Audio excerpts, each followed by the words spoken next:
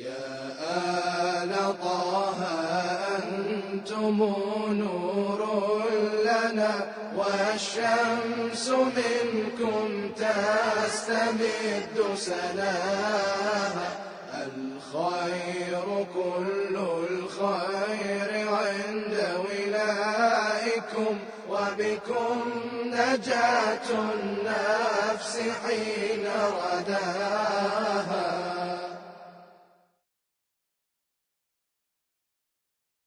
اعوذ باللہ من الشیطان الرجیم بسم اللہ الرحمن الرحیم الحمد للہ رب العالمین اللہم صل علی محمد وآل محمد وعجل فرجہم والعن واہلک اعداءہم. محترم ناظرین، ہماری باتوں کو سننے والے اور اس پروگرام کو دیکھنے والے مومنین اور مومنات، آپ کے حضور خاتم النبیین سید المرسلین حضرت رسول اکرم محمد مصطفیٰ صلی اللہ علیہ وآلہ وسلم کے اقوال جو آپ نے وصیت کی شکل میں اپنے وصی حضرت امیر المؤمنین علی بن ابی طالب علیہ السلام سے ارشاد فرمایا، آپ کی خدمت میں پیش کرنے کی ہمیں سعادت ہے. اور یہ سعادت اللہ کے حضور شکر کرنے کا مقام بھی چاہتی ہے. تو یہاں پر اس سعادت کے ساتھ ساتھ ہماری گزارش یہ ہے کہ آپ انشاءاللہ ہمارے پروگراموں کو سنتے رہیں گے، اور جو کچھ اللہ نے ہمیں توفیق دی ہے، ان توفیقات کی بنا پر ہم ان مطالب کو، ان وصیتوں کو آپ تک پہنچانے کی کوشش کر رہے ہیں. انشاءاللہ آپ لوگ ان کو نوٹ کریں گے. نوٹ کرنے کے بعد ان وصیتوں کے ذریعے سے ہم اپنے محافل کو، اپنے مجالس کو، اپنے گھر کے اندر جو لوگ جمع ہو جاتے ہیں، گھریلو جو پروگرامز ہیں، اس میں بھی ان وصیتوں کو بار بار ایک دوسرے کو سنا کر ہمارے اپنے تمام چاہنے والوں کو رسول گرامی اسلام کی وصیتوں کی طرف راغب کرنے کی کوشش کریں گے، تاکہ ہر کوئی رسول کی اس وصیت کو سننے کے بعد ان پر عمل پیرا ہونے کی کوشش کریں. دوستو، آج جس وصیت کو آپ کی خدمت میں پیش کرنے کی ہم کوشش کر رہے ہیں، کچھ اس طرح سے اس کا آغاز ہوتا ہے. اس واقعے کو میں وصیت تک پہنچنے تک آپ کی خدمت میں اپنی زبان میں بیان کرتا ہوں تاکہ دیر نہ ہو، اس لیے کہ عربی جو جملہ ہے اس کی وضاحت، اس کے لیے ترجمے کے ساتھ ساتھ عربی جملہ بھی پڑھتا جائے تو اس صورت میں وقت زیادہ لیتا ہے. میں اصل قصے کو بیان کرتا ہوں کہ کیسے یہ حدیث ہم تک پہنچی ہیں، اور اس کے بعد جہاں سے رسول گرامی اسلام نے امیر المومنین علیہ السلام سے مخاطب ہو کر وصیت کی اور ارشاد فرمایا ہے، اس کو عربی جملوں کے ساتھ بیان کرنے کی کوشش کریں گے. سب سے پہلے یہ بات کہ یہ حدیث امام صادق علیہ السلام نے اپنے پدر بزرگوار سے اور پھر اپنے جد بزرگوار سے، اور اسی طرح اس روایت کو اپنے اجداد کے بعد دیگر نقل کرتے ہوئے رسول گرامی اسلام صلی اللہ علیہ وآلہ وسلم کی زوجہ ام المؤمنین حضرت ام سلمہ سے یہ روایت نقل کی ہیں. کہتے ہیں کہ جناب ام سلمہ تک یہ بات پہنچی کہ انہوں نے کسی زمانے میں ایک غلام پال رکھا تھا، پھر اس کو اللہ کی راہ میں آزاد کیا تھا، اور سن لیا کہ وہ غلام دوسروں کی باتوں میں آ کر علی بن ابی طالب علیہ السلام کے بارے میں کچھ ایسے بولتے ہیں جو مناسب نہیں ہیں. اس جملے سے یہ واضح ہوتا ہے کہ یہ اس وقت ہیں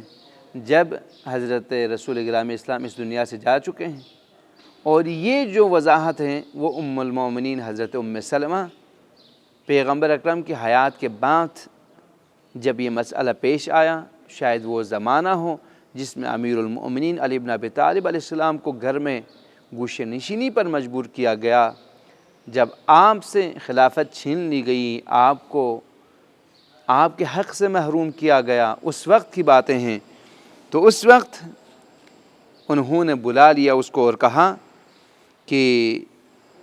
میں نے سنا ہے بلغنی، میں نے سنا ہے، مجھ تک یہ بات پہنچی ہے، انک تتنقص علیا وتتناولہ، اپنے غلام سے جس کو پہلے آزاد کیا تھا، کہا کہ میں نے سنا ہے کہ تم علی کی فضیلتوں کو گھٹاتے ہو اور علی کے بارے میں ایسی باتیں کرتے ہو جو علی کے لیے زیبا نہیں ہیں، نازیبا الفاظ استعمال کرتے ہو۔ اس نے عرض کیا نعم یا اماں، جی ہاں اے میری ماں، شاید یہاں پہ ام المومنین ہونے کی طرف اشارہ ہو۔ اس کے بعد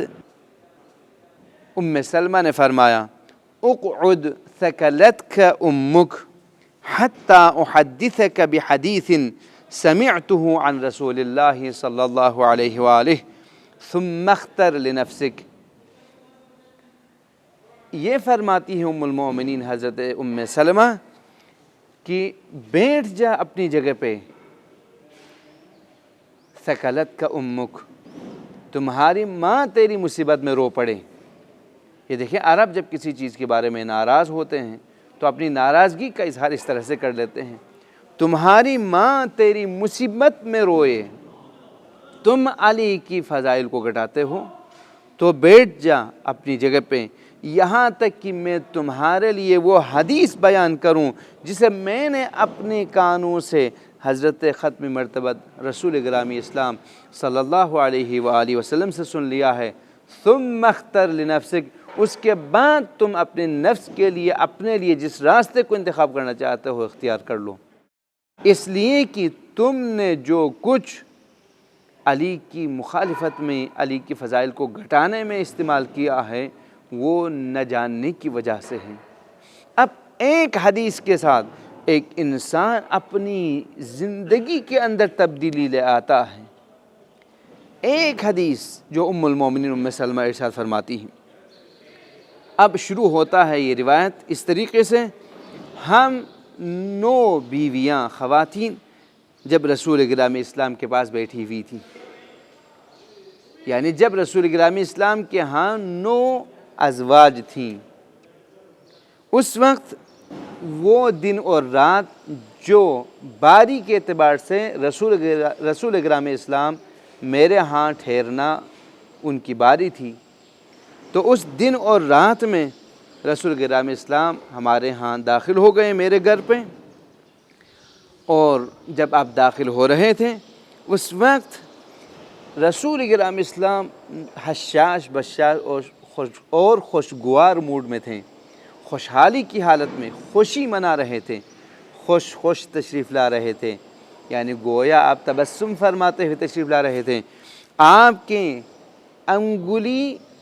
علی ابن ابی طالب کی انگلی کے ساتھ رکھا ہوا تھا، یعنی علی ابن ابی طالب کی انگلی کو تھام کے آپ داخل ہو گئے میرے گھر پہ۔ واضعا یدہ علیہ، اور آپ کا دوسرا ہاتھ علی ابن ابی طالب کے کندھے پر۔ اس وقت رسول گرامی اسلام نے فرمایا یا ام سلمہ اخرجی من البیت، اے ام سلمہ گھر سے باہر نکل جا اور گھر کو خالی کر لو، میں نے رسول اکرم صلی اللہ علیہ وآلہ وسلم کی وصیت جو یہاں سے شروع ہونے والی ہے۔ ام سلمہ فرماتی ہیں رسول گرامی اسلام کے اس فرمان کی اطاعت کرتے ہوئے میں نکل پڑا۔ جب میں گھر سے نکل رہی تھی، یعنی اپنے کمرے سے شاید باہر آ رہی تھی، صحن میں جہاں پہ دروازے کے باہر یا کھڑکی کے باہر جگہ جہاں پہ میں بیٹھ گئی، تو وہاں سے میں نے دیکھا کہ رسول اکرم اور علی بن ابی طالب آمنے سامنے بیٹھ گئے اور ایک دوسرے سے گفتگو کرنے لگے۔ اس وقت جب گفتگو کرنے لگے تو آواز تو مجھ تک آ رہی تھی لیکن میں نہیں سمجھ پا رہی تھی کہ وہ کیا فرما رہے ہیں، یہاں تک کہ دن اپنے زوال کی طرف جانے لگا، یعنی دن سورج نکل جو آیا تھا، سورج بڑھنا شروع ہوا یہاں تک کہ دن کا آدھا حصہ گزر چکا تھا۔ اس وقت جب دن کا آدھا حصہ گزر چکا، یعنی کافی عرصہ، کافی وقت تک میں باہر کھڑی رہی اور رسول گرامی اسلام اور علی بن ابی طالب کی اس فرمان کو اور ان دونوں کے درمیان جو باتیں ہو رہی تھی میں سن رہی تھی، لیکن میں نہیں سمجھ پا رہی تھی اور دور سے میں دیکھ رہی تھی۔ اس وقت میں اٹھی اور دروازے پہ آ گئی اور دروازہ کھٹکھٹا کے عرض کیا ادخلوا یا رسول اللہ، اللہ کے پیارے رسول کیا میں داخل ہو جاؤں؟ کافی وقت گزر چکا ہے۔ رسول اکرم نے فرمایا لا، نہ تم داخل نہ ہو۔ تو اس وقت ام سلمہ ام المومنین فرماتی ہیں میں نہایت غم و غصے کی حالت میں زمین پہ گر پڑی۔ کیوں اتنا غم و غصہ کی زمین پہ گر پڑی؟ خود ارشاد فرماتی ہیں ام المومنین ام سلمہ، اس خوف سے کہ کہیں رسول گرامی اسلام مجھ سے ناراض تو نہیں ہو گئی، کہیں رسول کی سخط اور ناراضگی کا تو سبب نہیں بنا میرا رہنا، کہیں پہ اللہ کے پیارے رسول کے پاس میرے خلاف کچھ نازل تو نہیں ہوئی۔ یہ دیکھیے رسول کے ازواج میں سے جو ام المؤمنین کا لقب پاتی ہیں، جو اس عہدے کے لیے سزاوار ہیں، وہ ہمیشہ اس فکر میں رہتی ہیں کہ کہیں رسول مجھ سے ناراض نہ ہوں، کہیں پہ اللہ کے پیارے رسول میرے خلاف کوئی آیت اللہ کی طرف سے نازل ہونے کی بنا پر مجھے ڈانٹ نہ رہے ہوں، مجھے گھر سے باہر نہ کر رہے ہوں۔ اگر کہیں پہ کوئی خاتون جو اللہ کے رسول کے ازواج میں سے بھی ہوں اور اللہ کے رسول کے منہ پہ آپ کے لیے جسارتیں کرتے ہوں، مخالفتیں کرتے ہوں، اپنی باتیں اونچی کرتی ہوں اور اللہ کی طرف سے آیتیں بھی اتر کے آ جائیں ان کے بارے میں، تو دیکھیں یہ فرق ہے۔ معرفت بھی ہو، اللہ کے رسول کے ازواج کے درمیان بھی ایسے خواتین ہیں جن میں سے بہت سارے اللہ کے پیارے رسول کے مطیع اور فرمان بردار ہیں، جس طرح سے ام سلمہ ہیں، اور بعض ایسے بھی ہیں جن کے بارے میں قرآن کی آیتیں بھی موجود ہیں اور جن کے جسارت ان کے بارے میں احادیث بھی موجود ہیں۔ اب ام سلمہ فرماتی ہیں تھوڑی دیر گزرنے کے بعد میں دوبارہ دروازے پہ آ گئی، آنے کے بعد ادخلوا یا رسول اللہ، اللہ کے پیارے رسول میں کیا داخل ہو سکتی ہوں؟ تو اللہ کے رسول نے فرمایا کہ نہیں، پہلے سے زیادہ حزن میں مبتلا ہو کر میں زمین پر گر گئی، اور اس کے بعد مجھے اتنی تکلیف ہوئی کہ کہیں رسول مجھ سے ناراض تو نہ ہو گئے ہوں۔ میں تیسری مرتبہ دوبارہ آ گئی دروازے پہ اور عرض کیا یا رسول اللہ تھوڑی دیر کے بعد کیا میں داخل ہو سکتی ہوں؟ قال رسول اللہ صلی اللہ علیہ وآلہ ادخلی یا ام سلمہ، اے ام سلمہ داخل ہو جا۔ فدخلت، میں اس وقت جب داخل ہو گئی، وعلی جاث بین یدیہ وہو یقول فداک ابی و امی یا رسول اللہ۔ جب میں اس کمرے میں داخل ہو گئی اس وقت علی بن ابی طالب دو زانو رسول گرامی اسلام کے حضور بیٹھے ہوئے تھے اور کہہ رہے تھے میرا ماں باپ آپ پہ قربان ہوئے اللہ کے پیارے رسول۔ اس وقت علی فرما رہے تھے اذا کان کذا و کذا فما تأمرنی، اگر ایسا ہو یہ مصیبتیں آ جائیں، یہ مشکلات ہوں جن کی وضاحتیں اگلی حدیث میں ہم بیان کریں گے جو وصیت رسول اکرم کی، یہاں پر ارشاد ہو رہا ہے جب علی کہہ رہے تھے کہ اگر ایسا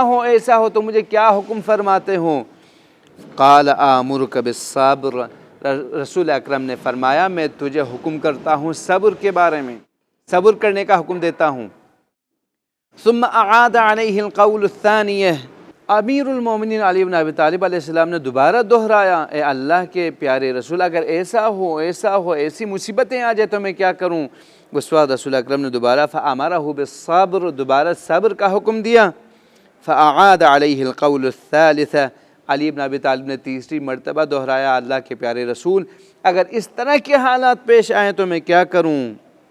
فقال لہ، اب رسول اکرم کی وصیت شروع ہو رہی ہے جو حدیث کی شکل میں ام سلمہ ام المؤمنین نقل کر رہی ہیں، اپنے اس غلام سے جس کو آپ نے آزاد کیا تھا، آزاد کرنے کے بعد جب سن لیا کہ علی بن ابی طالب کی فضیلتوں کے بارے میں وہ انکار کر رہا ہے یا علی کی فضیلتوں کو وہ گھٹا رہے ہیں یا علی بن ابی طالب کے خلاف وہ اپنی ایسی زبان استعمال کر رہے ہیں جو استعمال نہیں کرنی چاہیے تھی، اس وقت فقال لہ، اس سے خطاب ہو کے ام سلمہ نے یہ فرمایا کہ رسول گرامی اسلام نے جو علی بن ابی طالب سے فرمایا اور میں وہاں پہ اپنی کانوں سے سن رہی تھی میں تجھے بیان کر رہا ہوں۔ رسول گرامی اسلام نے فرمایا علی بن ابی طالب سے مخاطب ہو کے فقال لہ یا علی اے علی، یا آخی اے میرے بھائی،